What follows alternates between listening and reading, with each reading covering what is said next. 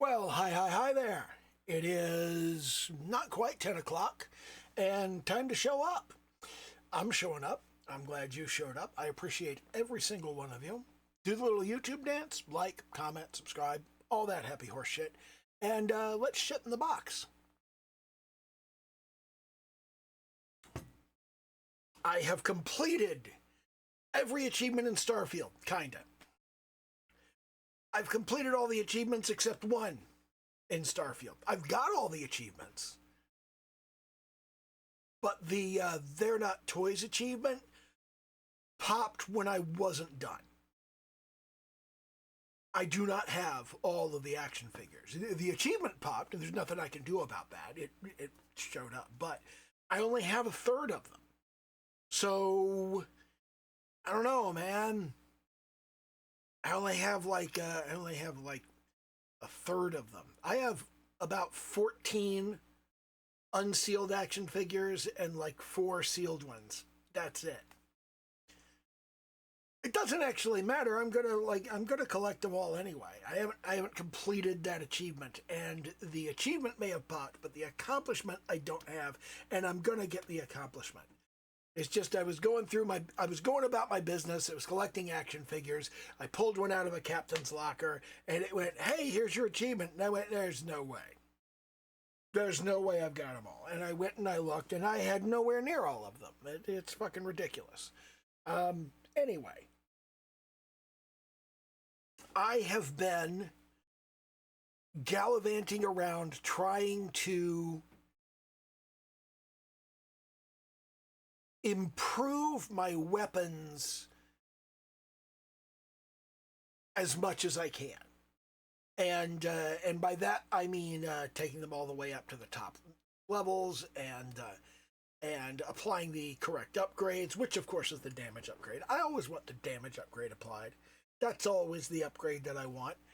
And and I still have some work to do on the dispatcher, which is the electromagnetic one. I want to do some more stuff with that, and I want to mess around. I want to mess around with a plain old disruptor and see how far I can take that. There's some experimenting that I want to do that's going to cost millions of credits. It's ridiculous how much it costs to do this. But hey, it's not like I can't collect millions of credits. So I've been doing okay with that. Now once I finish messing around with weapons, I'm going to start looking at armor, and I'm going to start going which armor is the best armor to be working on, because obviously we've got the McLaren's suits over at McLaren's Outfitters, but I suspect that either the luxurious suit, the Ryujin suit, or the hyper padded suit is going to end up being better than that. I haven't messed around much with the Apollo suit. I think that one kind of looks cool, but I also think it's more of a display piece than anything. So I don't really know if that's going to end up being something I wear. But that's one of the things I'm messing around with. I'm also trying to figure out how I want to build out my ship now that we have the double decker halves. I want to figure out what that looks like and how that's going to fit together. So that's kind of important. And yeah, that's basically the important bit right there is getting that figured out. The other thing that I'm kind of sitting here kind of screwing up my face about is the well, Falkland Systems ship parts. It consumes a lot of resources in the game. And I don't really use a lot of the ship parts that it has. I mostly use the single unit HABs that they provide and the 45 power reactor. And I'm looking at that and I'm thinking about it and I'm going,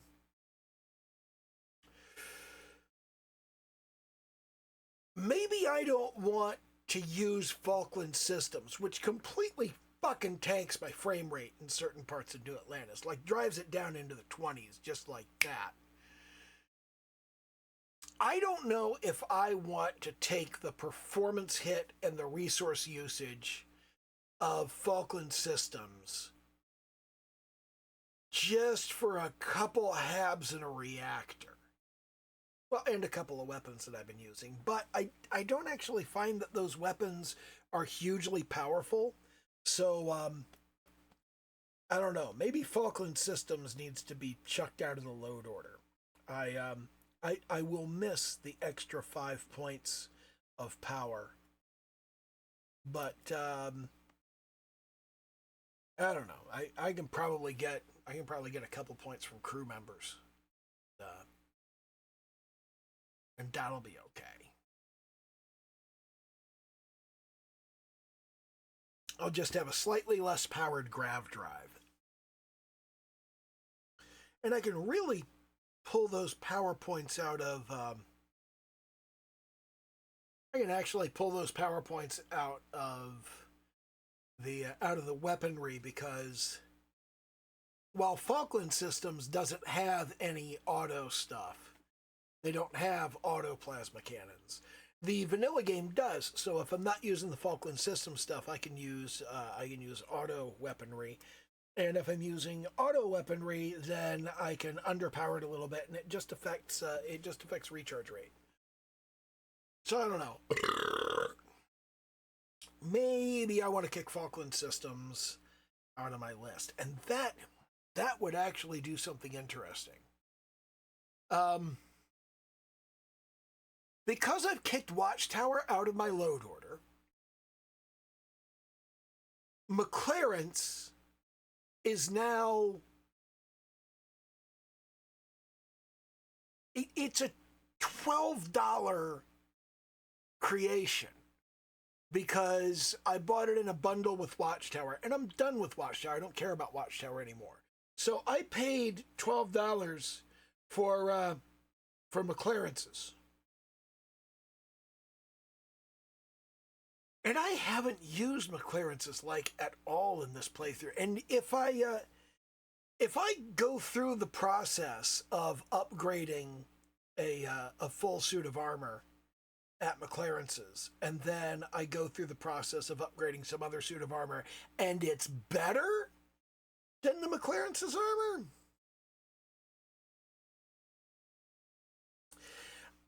I think I'm kicking McLaren's out of the load order. I mean,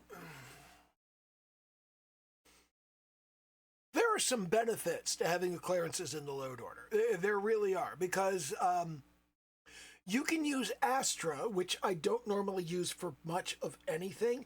Like, you go to the guy in the basement of the Trackers Alliance, and you give him a piece of Astra. And a piece of Astra. That's a nice piece of Astra there. I'm sorry, that just struck me. It's just a friend of mine way back in the day. He started a digital licensing platform called D-Passport. I'm like, D-Pass. It's the D-Passport. And I was snickering about that and feeling like a 12-year-old. And he messaged me. He's like, yeah, that's why I named it that. Some of my friends are also perpetually 12.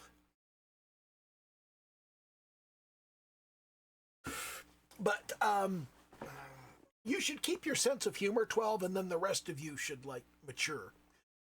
But, yeah.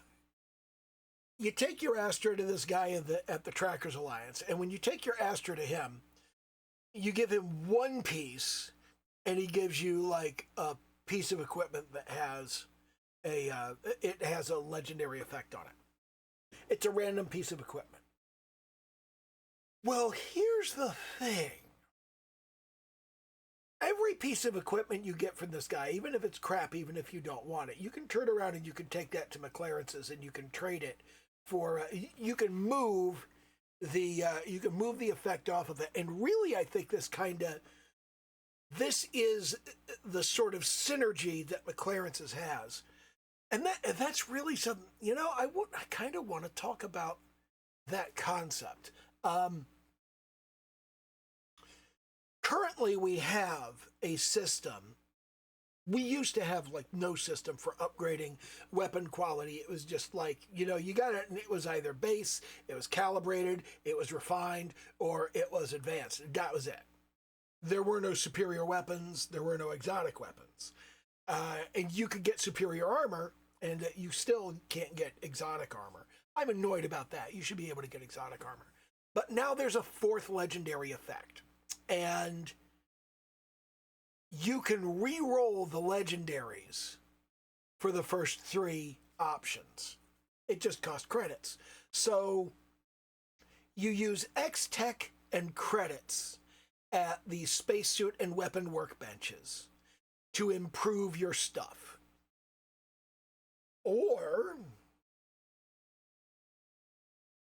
you can go to the guy in the basement of the Trackers Alliance, and you can give him different amounts of Astra to get different quality of equipment. And if you hand him each piece of Astra that you hand a piece of Astra, each bar that you give him, each Astra bar that you give him, it's like a 0 bar, except it's metal instead of white chocolate.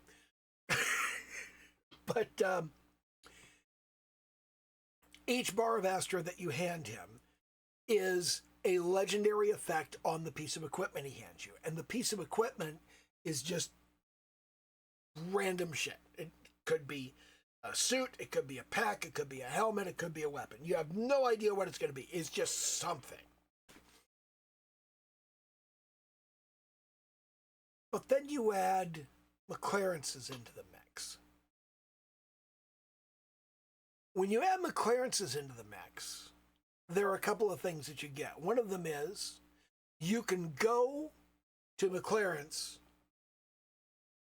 and you can remove the effect from an item. You remove one effect from an item. It may have 3 effects on it, but you can only remove 1. And you can pick which one gets removed. So you could trade 1 Astra for a random effect at tier 1 that you can then put in your library. And you can do the same thing with 3 bars of Astra to add a tier 3 effect. Or with the new spacesuit and weapon workbench thing, you can spend 25,000 credits to put a tier 1 effect on something. And then you can spend 50,000 to put a tier 2 effect on it. And then 100,000 to put a tier 3 effect on. So you can spend 175,000 to get a tier 3 effect, or 75,000 to get a tier 2 effect, or 25,000 to get a tier 1 effect, and then those can be taken to McLaren's. And the effect can be taken off, and you can put it on anything you want. But you can also mix them up. You can put 3 level 3 effects onto something at McLaren's. That's pretty fucking cool. So you've got this option to do all of this stuff. And McLaren's also has like 20 legendary effects that you can only get through McLaren's. And you can use this to kind of min-max and futz around. Like, one of the things that I've found is, paradoxically, I have noticed in all games that comparatively, your low-level stuff is much more valuable than your high-level stuff. So while you might sit there and go, cool, I can put 3 level 3 effects on my stuff, for helmets and packs, it's really valuable to put O2 filtered and O2 boosted on them, because those two together have a synergy that you cannot typically get that much of. And that gives you basically so much oxygen that you never run out. So there are all of these things that you can do. There are all of these options, and I'm still kind of messing around. I'm messing around with the spacesuit and weapon workbenches, and I'm thinking very much in terms of maybe I want to kick McLaren's out of my load order too, because, and this is my problem. This is not a problem with the mod. Nothing is a problem with the mod. I see the value of the mod. I see the utility of the mod. I see why you would have it. I see why you would keep it. The suit's really cool. It looks really great. There's like 8,000 skins for it. I love the mod. It's fantastic. I love all of the quests. What I don't love is the collecting of 275 pieces of legendary equipment to get to the top of the experience path. But that compulsion to do that is me. That's not something you have to do. You know, it's just like, I mean, fundamentally, you just have to do like 5 or 6 pieces, and then you end up, you can get a suit and you can get a pack. And you just do like 2 or 3 missions and hand over 5 or 6 pieces. You can do that in 20 minutes, and then you get that cool stuff. But you can't do anything with weapons until you hand over 70 pieces. I think it takes like 40 before you can duplicate items. But the ability to duplicate items is really awesome. It's a great thing that you can do with like unique stuff.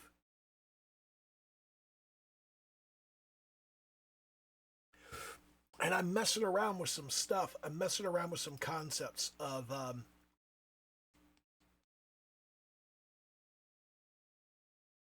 I am messing around with concepts of how you can use this to exploit, to conduct arbitrage between the two systems, because the credit-based system in the base game now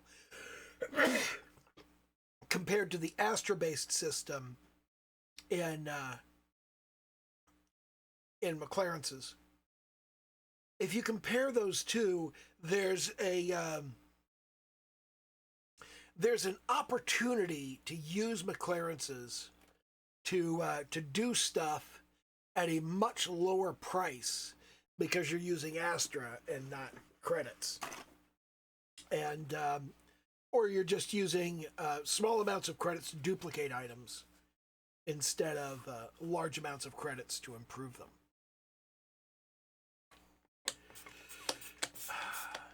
There's a lot of stuff to work with on that, and I'm still kind of messing with it.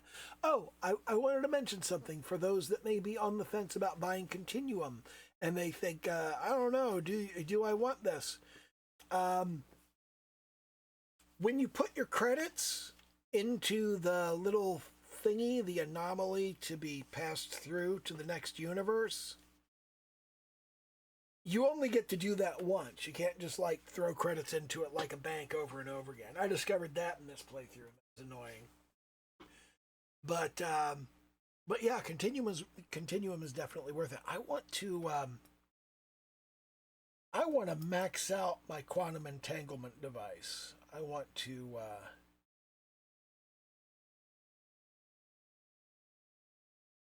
get that maxed out to 200, and I want to start thinking about how to mess around with that.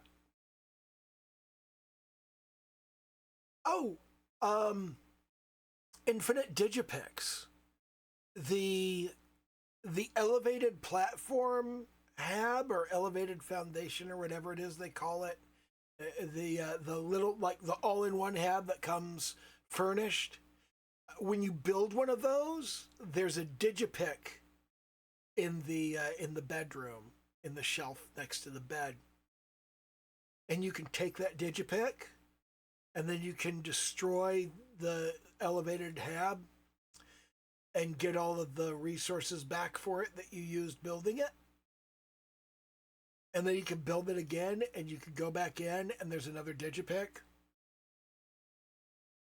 So depending on how many times you do that, you can get effectively infinite digipicks. I don't know that it's worth it. A digipick costs 27 credits, but I don't know. I guess if you got a bunch of, if you got a whole bunch of the resources, you could build like a whole bunch of them, and then like go into each one and take the digipick, and then tear them all down. You could do it in, you could do it parallel, and just like a whole bunch of those. But I don't know.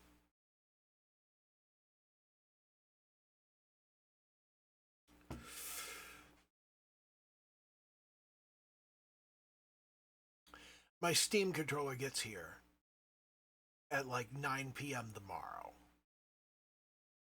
And I'm chomping at the bit for it. And I'm trying to distract myself by focusing on Starfield and doing other stuff, and doing like work around the yard and shit like that. And both of my kids got their Steam controllers yesterday. They're grown, so they're not like in the house with Steam controllers I can play with, but they're grown, and I'm tremendously proud that both of my children, without any prompting from me, without any like hype or any kind of like promotion, they just independently decided Steam controller, fuck yeah, and went and bought one. And on top of that, I'm tremendously proud that when they got their Steam controllers before I did, that they took it as an opportunity to make fun of me and tease me about it. Ha ha, we got our Steam controller and you didn't. Yes, I have raised them right, and I'm very, very proud. They're awesome young men.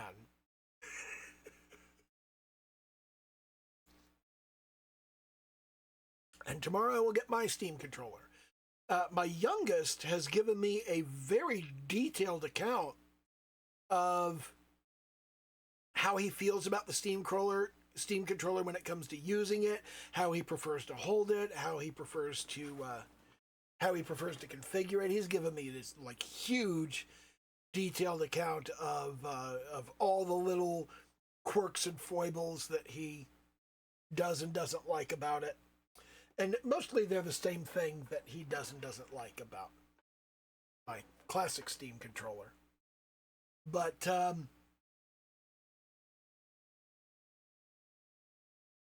he has fairly small hands. So he can't hold the Steam controller the way that I do, because it's not that he has small hands, it's that he has short fingers. Because his fingers are short, and because the tendons that connect your ring finger to the little and middle fingers are very tight just by nature. And if you just take any old thing, and if you put your hand on it and you just go, okay, so let me lift my index finger and let me lift my middle finger, you can see the middle finger doesn't come up as far, because unlike your index finger, your middle finger is connected to two other fingers. The little finger can also come up pretty far, but the ring finger barely comes up at all. And a lot of people like literally can't lift it. And the reason is that the tendons that connect your middle finger and your ring finger and your little finger and your ring finger are very short and very tight, and they have to be stretched out. And I'm a guitarist, so I've done a lot of stretching them out. And I also play keyboard, which means I took some piano lessons. Not a lot, but I did take some. So this is after stretching a whole lot for many, many years. And a lot of people are just like, they can barely do this. They can barely get it lifted off of whatever. So that's very much a problem that a lot of people are going to have. But when I hold my controller, I don't hold it with my finger on the trigger and move it back and forth. I put a finger on the bumper and a finger on the trigger, and then my other two fingers, as you can see, sit way down low on that grip. And because they sit way down low on that grip, that's going to work pretty well for those two buttons.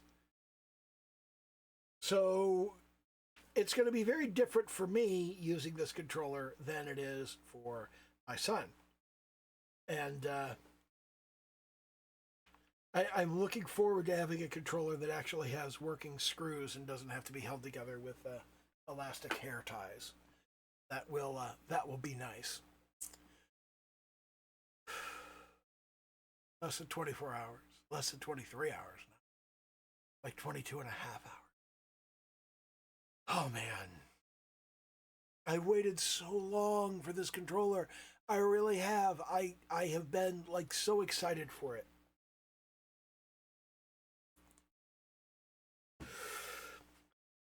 I'm trying not to talk about some other stuff. I got some other stuff that I'm working on and some other stuff that I'm planning, and I don't want to talk about it because it's like, it's still too early stages to, like, make any kind of public pronouncement over it. Because, like, what if I just abandon it and don't do any more with it? Yeah. Anyway, it's kind of where things are. That's what's going on. I got all the achievements. I got some stuff that I'm working on. I got some stuff. I have I've messed around a lot, and I got one of those laser rifles from Terran Armada. I got that jacked up to over 2,000 damage. But its range sucked because, like, a lot of that is from the 1-inch punch legendary effect, and I decided I don't like that effect. So I got rid of it. I replaced it with shattering. So shattering breaks through armor, and I find that really, really useful because as you get higher level enemies, they've got lots of armor. And I've been messing around. I've been going back and forth between the laser gun and the ballistic gun, and the problem with the laser gun is that while it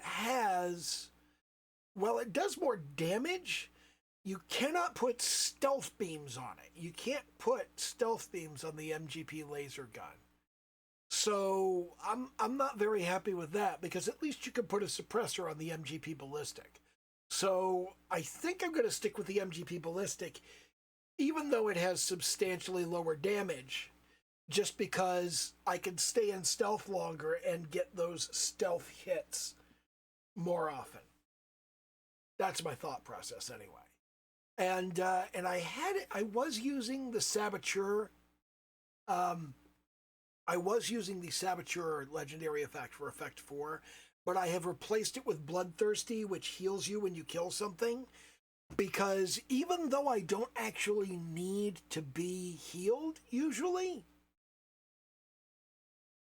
it is a good signal if you shoot somebody and you get the healing display, when it gives you that little green flash and makes the little healing noise. You know you killed them. You know they're dead, and that's a useful signal. So that's one of the many ways that I use side effects of design. It's just like when you switch powers using the hotkeys. When you hotkey a power and you switch to it, every power has its own individual sound. And that's really useful because you can tell whether you switched to it or whether you selected the wrong one. And I've been clearing out so many incursions with phase time, it's ridiculous. It's like I've been complaining since the beginning of Terran Armada that the combat is so much more difficult when Sense Star stuff doesn't show you where the enemies are. Yeah, phase time makes that irrelevant. So, yeah, I've been using that, but that also leads me to not actually collecting a whole lot of stuff from the enemies because I just blow off phase time, go to the marker, do the thing, and then bugger off. And probably not the way you're expected to do that. Also, now that I've got phase time jacked up to the top level, by the time it wears off, I've regained all of the power that I need to throw it off again. So I have perpetual phase time. I can just run it forever if I want to, which is pretty fucking cool. And God, what else is there? There's something else I wanted to talk about. I hate most of the side quests you get at Anchor Point. I do not like the missions you do for Maddie. I do not like the party boat mission. I do not like the track down the guy and put him on trial mission. I do not like the arbitrator's missions. I don't have any fucking interest in ever going to Anchor Point once Terran Armada is finished. So, yeah. That's one of those things. And God, getting those 2 achievements for Delta.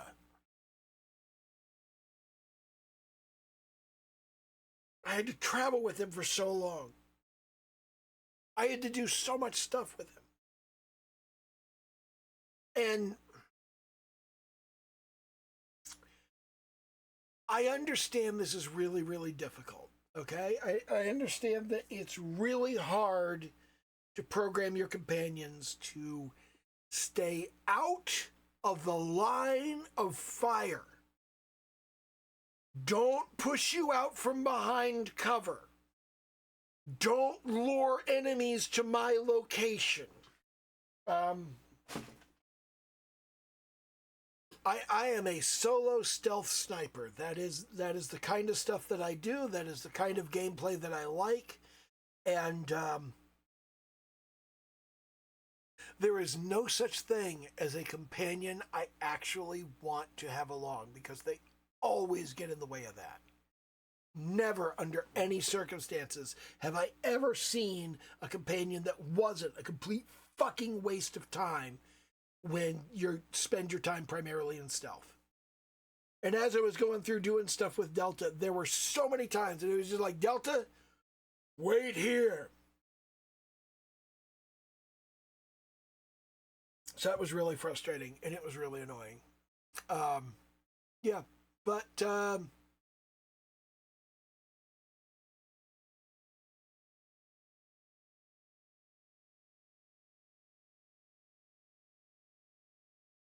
Terran Armada content,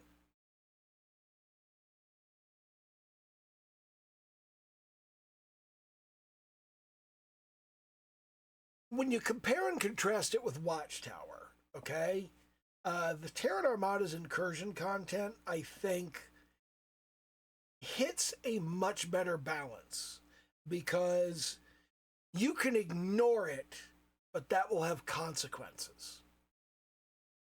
Because bit by bit, the systems fill up with incursions, and then you can't travel out of those systems. You can travel in, but you can't travel out.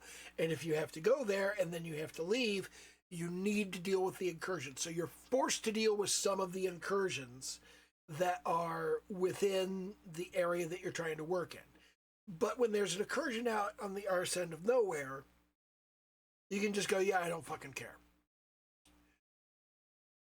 Watchtower, on the other hand,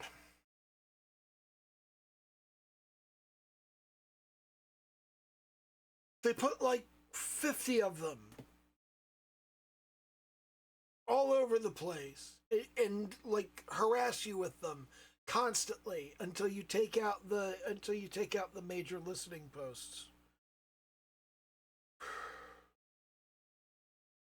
And it's very annoying. It's very, very annoying. And it's repetitive. And it gets in the way of everything so much that you have to eliminate all of it. It's like once Watchtower shows up and captures you, you have to deal with all the listening posts and take the fight to Watchtower and eliminate them once and for all. You have to. That's the thing you're doing now. It interrupts whatever you're doing and says, stop that shit. Do Watchtower. Do all the Watchtower content. And that would be one thing if the Watchtower content was like 10 missions. But it's 100. It's 100 missions.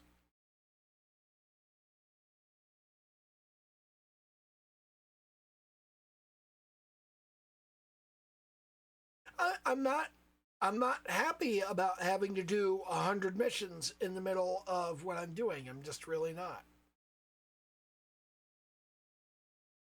So that's why I've kicked Watchtower out of my load order. I think a lot of people really like Watchtower and would honestly prefer if their game was Watchtower with Starfield in the background instead of Starfield with Watchtower in the background. So I don't know. I think Watchtower would be far more popular with a different kind of gamer as a perpetual element in their load order. I've kicked Cryomancers out of the load order. I've already mentioned that before. I kept the Spacer Overhaul because that's fucking awesome. That looks great. And it adds such perfect flavor to the game.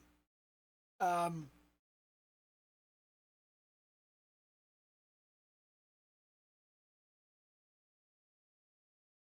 trying to trim my load order back, but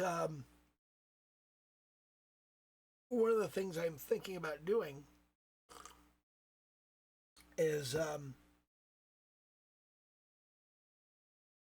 building a creation of my own that does all of the shit that I want from a different perspective, because it's like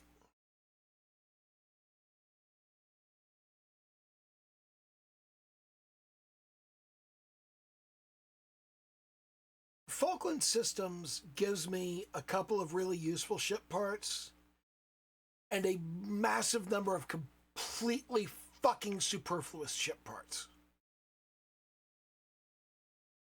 I don't need these. Why are they here? Why have you duplicated all of these? ASC Deimos.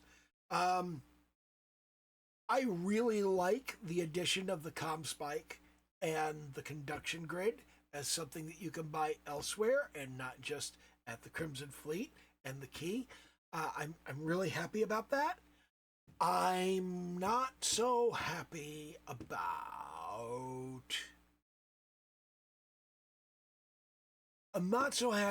the huge number of additional parts that I am never going to use.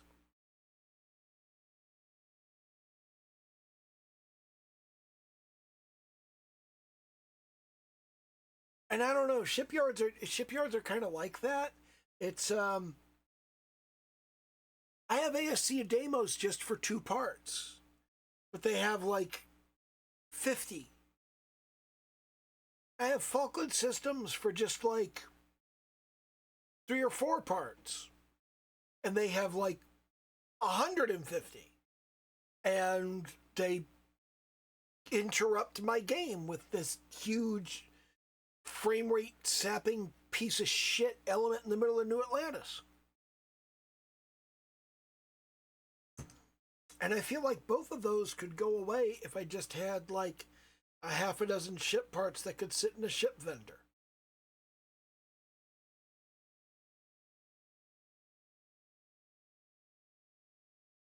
I could build those half dozen parts and sit them in a ship vendor. There's no reason I couldn't.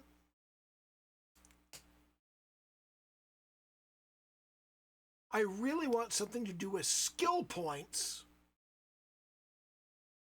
after all of my skills are maxed. I would like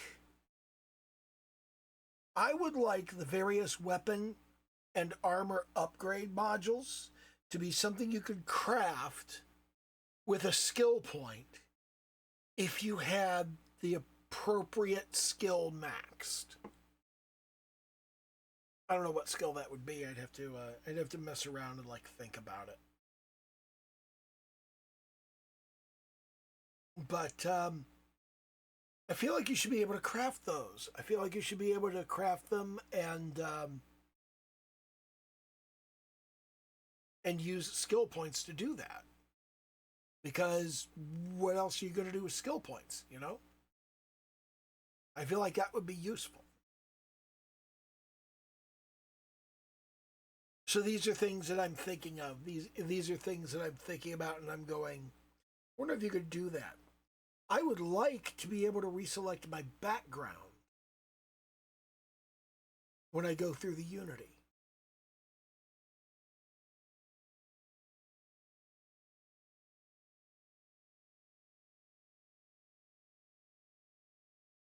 If I could do that, and if I had the ability to make upgrades, and if I had like a half dozen parts in the shipbuilder, and if I had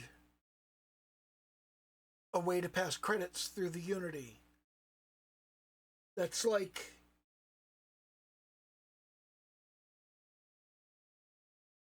that's 3 creations I wouldn't need to have in my load order anymore. And it would also add something that I don't have from anywhere else.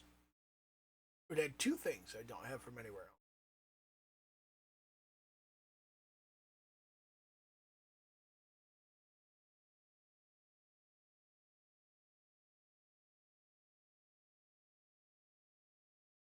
One of the things that I was thinking was, what if I made some reactors that were just really large and heavy? Like, Falkland Systems has this 45-point reactor, and that 45-point reactor is basically, it's just a single unit hab.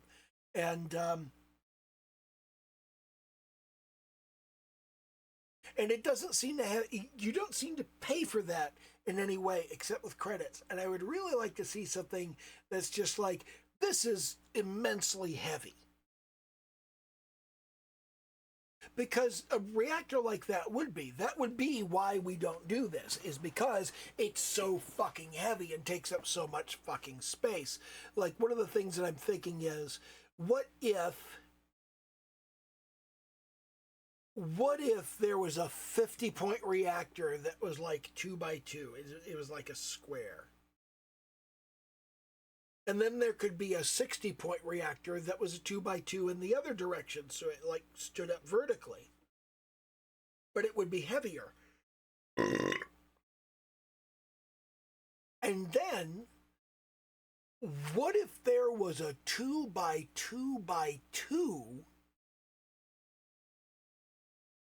that had 70 reactor points? And that's like, that'll power everything, but it would have to be like, it would have to have a serious detractor. It would have to be seriously fucking heavy. And not add a whole lot more hull points. I think it would also help if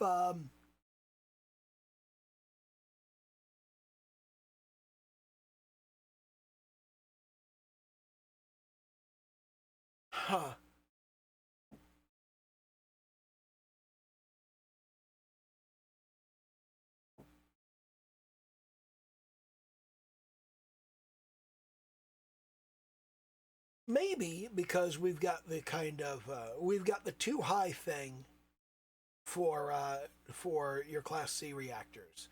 Maybe when we go to 50 points, we do a too wide, too high.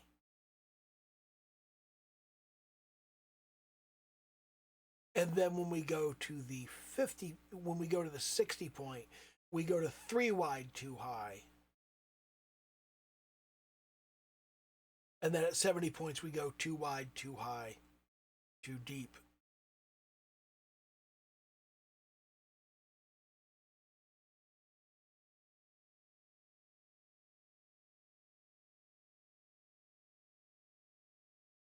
Because you got to think in terms of game balance. You got to go, well, why doesn't everybody use these?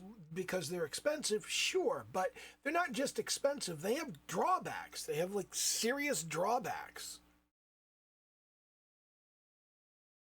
I don't know. I'm just thinking out loud. Anyway, like I said, do the little YouTube dance, like, comment, subscribe, all that happy horse shit. And, okay, bye.